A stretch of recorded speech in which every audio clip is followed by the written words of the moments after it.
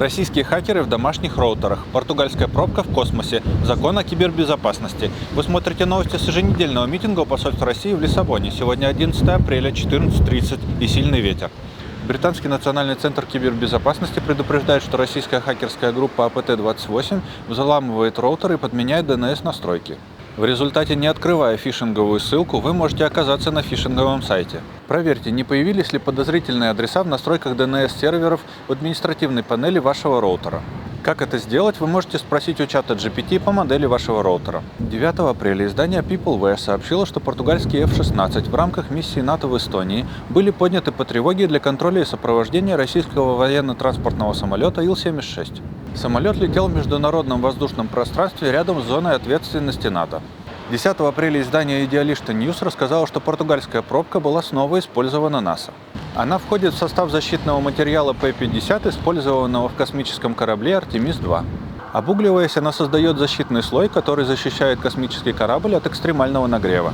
9 апреля на САП АПТ вышла статья, рассказывающая о том, что в Португалии впервые были выданы сертификаты происхождения для биометана. Первый получатель – завод Капват в Алжуштреле. 7 апреля издание Tech Noticias рассказало, что Португалия вложит 15,6 миллионов евро в совместный с Испанией, Румынией и Турцией проект AI Factory.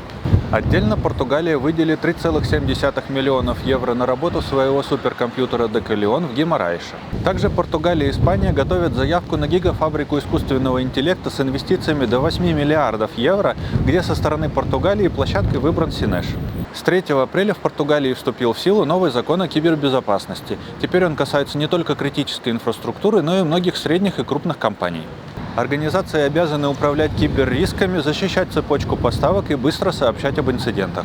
Также закон легализовал и четко ограничил деятельность этичных хакеров. 7 апреля издание «Медиазона» сообщило, что Санкт-Петербургский суд вынес приговоры 6 активистам молодежного движения «Весна». Сроки от 6 до 12 лет.